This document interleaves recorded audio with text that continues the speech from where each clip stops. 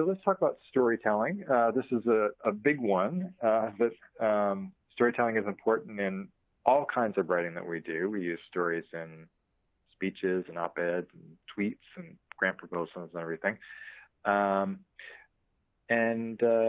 So let's talk about the features of good stories.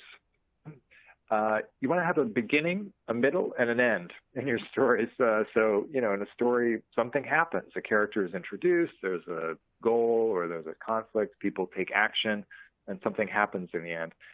But there are so many development stories I've read that leave out either the beginning or the middle or the end, or sometimes two of those things. Some stories will start in the middle.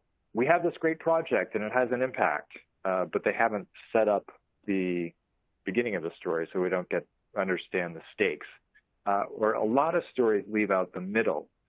So they'll say, here's a community in need, and then our organization made everything better. So we don't get there's no guts to the story, if you will. Or some stories will start strong, and then they'll leave out the end. It'll sort of fizzle out. Like, here's a community, and our organization works with them, and stop. And it, maybe sort of describes their partners or gets into funding and blah, blah, blah. So you want to have a beginning, a middle, and an end to your story. A problem is introduced, there's action, and then there's an outcome, either for good or for bad, or some mix of that. Your stories should focus on people, not organizations. So it's okay, of course, to talk about your organization, but you want to keep the focus on people. Stories are about people and what they do and what happens. So readers can sympathize with a person or people, whereas it's much harder to relate to a non-governmental organization with, such and such a structure that works in these countries. So you want to keep the focus on people. Similarly, you want to keep the focus on actions, not programs. Again, stories are about people doing things, so you want to focus on that. If instead you were to focus on the, capacity building program that built the resilience of rural communities in 5 states, that's abstract.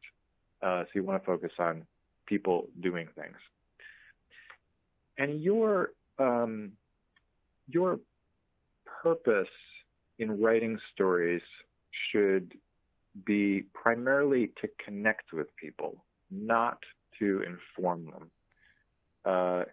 So, you, of course, should include information about what you do, but if you include too much information, too much data, too many program statistics, too much information about your funders or your partners and so forth, you lose your connection to your readers and they stop reading.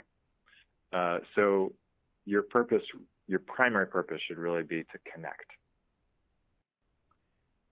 Also, your story should be surprising, not obvious. I mean, if you think about yourself, if you're reading a story or an article,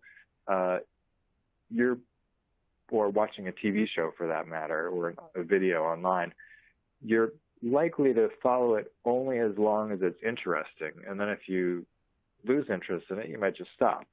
So your stories should be surprising. They should ask questions and then answer them and then introduce new questions. So you want to keep the reader engaged at all times. And finally, another feature of a story you should keep in mind is that they should be personal. They should be human-centered, but they should also be social. So your organization likely works on social issues and how they affect people. So if you focus only on individual people, you run the risk of making readers think that you have just an impact on that person, right, in your story. So you want to put your characters, if you will, in context so that readers understand the social nature of the problems and the social nature of your work. So, for example, if you're writing a story about the war in Yemen, tell us where your characters live. Are they in Sana'a, the capital, or are they in the south?